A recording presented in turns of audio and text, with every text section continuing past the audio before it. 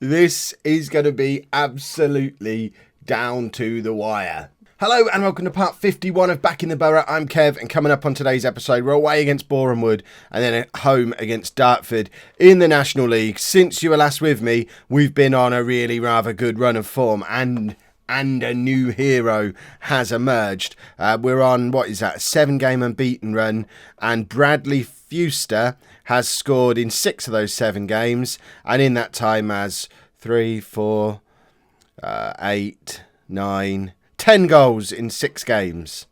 That'll do, won't it? He got an opportunity because we had an injury to our attacking midfielder, so moved Mason back to attacking midfield. Fewster came in and has just been absolutely scoring for fun. Look at the state of that. It's just ridiculous.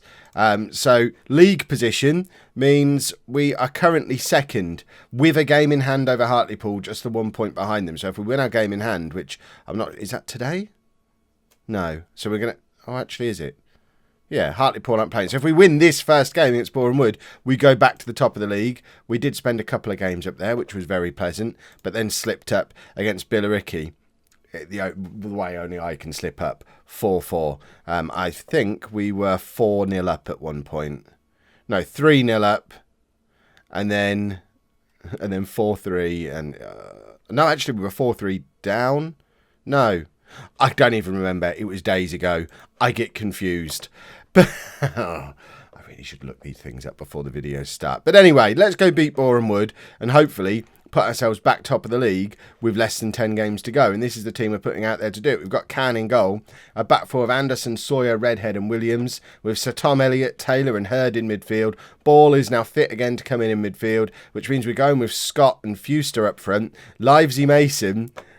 We live in a ridiculous world where he has 32 goals from 35 games on a 7.66, but is currently not in the team because Sedwin Scott is the target man.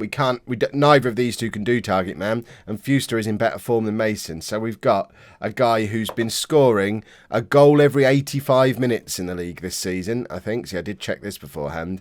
Every 85 minutes of league football, Livesey Mason scores a goal. He's going to be on the bench, ready to come on if needed. It feels like a promotion season. This has got to be the year that we go up, because how do we... I just don't know how I improve on how we're doing right now. And if that's not enough, I'm confused. There you go, look, even from kickoff, we're back to the top of the league because of our vastly superior goal difference. We've got a 20 goal advantage on our goal difference over Hartlepool. So avoiding defeat puts us top. Winning opens up just a smidgen of a gap, and you can see that both us and Hartlepool are starting to pull away a little bit from the challengers now. A 4-point gap between Hartlepool and Tranmere behind them, 2 points after that down to DC United. FC United, why do I always call them DC United? That's an American team, isn't it? I'm familiar with them more than FC United probably, but still, plus DC's comics, isn't it? FC United's a silly name for a football club. No one's... apologies if you're an FC United fan, but what a silly name. Anyway, let's get back into the football and this promotion push we're supposed to be on. Scott, what's he going to do? It puts it out wide to Anderson, plays it back infield to Scott, who's come very deep, but lots of players have pushed beyond him, one of which is Fewster, plays it back to Ball and Hurd. We've got both fullbacks up on the overlap, but Fewster's in and missed. Surely we're not going to have the curse of turning the game off and coming back a few days later and Fewster now can't score. But here he is. He's in behind. He must score here. Mason warm up. I think we've broken Fewster. He was a one-session wonder. That is a wild challenge from Sawyer. That was just ridiculous. What was he thinking? And now all of a sudden everything gets that little bit harder. I think Ball can play in midfield, can't he? So we're taking off Hurd. Bring on Laskowski. Where is he? Hurd. Laskowski. That was just absolutely crazy. I don't understand. I've never seen him attempt anything like that before. What was he thinking? Fewster's in again, though. Surely this time.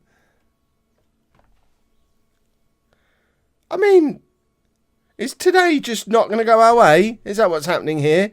We should be 3-0 up and still have 11 men on the pitch. But we've got a defender who's in crazy town and a striker who's got 10 goals in the last 6 games who's missed 3 clear-cut chances. And, I thought we were going to go 1-0. I was just going to walk off, I think. Reload. If ever was a time for a reload, the universe is against me. Right, Fuster to Scott. Over the top to Ball. Perhaps he'll be able to score. He can't. What on earth is happening? We are creating chances. Despite being down to 10 men, we are creating good chances and squandering every single one of them. Fuster's sat there on a 6.3. He's got 10 minutes before Mason comes on. I'm not a monster. I'm going to give him the benefit of his last 6 games, but if he doesn't do something, offside now. And he's on a yellow card. I mean, should I take him off before he gets sent off? I don't understand. Can holds that rather convincingly, and I'm lost for words. I don't understand how this is happening. Right, Ball just hits the back of his heel. Of course it does. Sir Tom Elliott plays Fuster in again. Scott's in the middle. Cross it to Scott. He does, and Cedwyn Scott finally makes the breakthrough, and it is an assist from Fuster. Oh, I don't understand what's gone on in Fuster's head today, but at least Cedwyn Scott is always reliable, apart from that last season that we don't talk about. Sir Tom Elliott involved massively again, and it's a lovely header from the shortest target man in world football to just nod it home, because that's what he does. Right, let's have another one. I want to feel a bit more comfortable. Send him off. Okay, it wasn't even a foul, but still, send him off regardless. Weirdly decides to boot that clear rather than just collecting it and slowing the game down, which was a bit of a weird one. I guess it's because we're still pushing on to try and grab another one, but it was a very weird decision for him to make. He could have just picked it up and then let everyone get back into position and then actually aimed at one of our players rather than booting it. It didn't even leave our half. It hit one of their players in our half. Yeah, hold your head in your hands, you idiot. It's just a calamity of errors today. Fuster can't hit a barn door. I think we will take him off. I don't care that you got an assist. Mason on. Sawyer with his insane tackle, and now Ted Can, who's been reliable all season, with just such a weird piece of goalkeeping. Now Anderson just kicks it into the back of one of their players. Fuster's going to score just before he goes off. He doesn't. He misses. Another chance where he's through on goal. We've had 5 clear-cut chances today. 4 of them have fallen to Fuster, and he's missed all 4 opportunities. Mason would have had 4 goals at this point of this game. Hopefully, we've given him enough time to come on and grab us a winner. Right, Taylor to Sir Tom, to Ball, over the top to Scott, but he can't quite get there. But Elliott intercepts again, plays it through to Mason. Mason is in, and he missed the first time, but he wasn't going to miss a second opportunity. He's been on the pitch about 20 seconds and has put us back into the lead. The big positive we can take out of this game at the moment is, remember, we've been down for 10 men since the 15th minute, and it doesn't look it. We are competitive in this game. I don't know Mason's, I think that first shot was going wide, but he wasn't going to miss with the second one. And I think that sets him all kinds of records as well for the club. I think he was level with Ashley Chambers for goals in a season, both in terms of league goals on, I think, 29. No, he must have already beaten that. But 33 for the season was the record Chambers set a few years ago. And I think Mason has now beaten it. We don't really want to make a third substitution yet. It's just instinct to look at substitutions in the 70th minute. Anderson on a yellow card. We've picked up a lot of yellow cards today. It has been such a weird game. Get your cliche bingo cards out. I know we've not touched them for a little while, but this, I can't think of the exact quote for it to be a full-on cliche, but this might just be one of those examples you get with clubs that are destined to win the league when they have an absolute nightmare of a day and still grind out a win somehow. And with 20 minutes to go, that's where we stand. Scott is in, and he misses as well. 6 clear-cut chances and just the 2 goals at the moment. Taylor with the corner. Laskowski didn't really challenge for it, and now Boreham Wood have the chance to push forward again, but instead play an absolutely insane back pass that neither Scott or Mason were really alert to. And with 10 minutes to go, I think it might be time for a final substitution. We've got a right back or a striker. We don't need to bring a striker on. Let's just bring more on at right back, just to freshen things up. None of the defence have played particularly well today, so I could have really taken any of them off. And we resisted for so long, but it is now back to 2-2. And I just hope that we don't get the sucker punch right at the end of the match and end up losing. Because I know it's been mad, but madness aside, we've played quite well. We've only had, I was going to say we only had 2 yellow cards. It is now 3. One of which has gone to Ted Can. I don't know what he got booked for. But, 2-2 in the circumstances is fair. We didn't grind out the result that shows we're going to win the league. That's worrying. I don't know what was going on in the heads of all of those players today, though. I really hope this isn't the first signs of them just bottling it because they're in nosebleed territory. We need to win our next game. Quite a few changes to the team for this game. Not all of them changes that I would have elected to make, but we've had to pretty much swap the entire back four round for one that's very familiar for last season. Laskowski, Stone and Moore coming in for the suspended Sawyer, and the other two, Redhead and what's the other lad's name? Williams, who are both on international duty. Williams is away with Wales under-19s and Redhead is off with Grenada. Those, they've played together plenty of times before. We should be fine. We have a good partnership there between Laskowski and Stone. I think it might be Lionel Stone's first appearance of the season. 5th appearance of the season. It's his first start of the year, though. That injury at the start of the season, he was missing for the first 3 months of the year, and just so many people jumped over him in the queue after being our first choice starting centre-back for 3 years. So this is his opportunity to show us why he's awesome today, although he's not close to match fix. He's not really played. And then the other obvious change is Mason comes in for Fuster. Fuster, interestingly, is wanted by Ebbsfleet, who are in League One. His contract's up at the end of the season. I've just offered him an extension.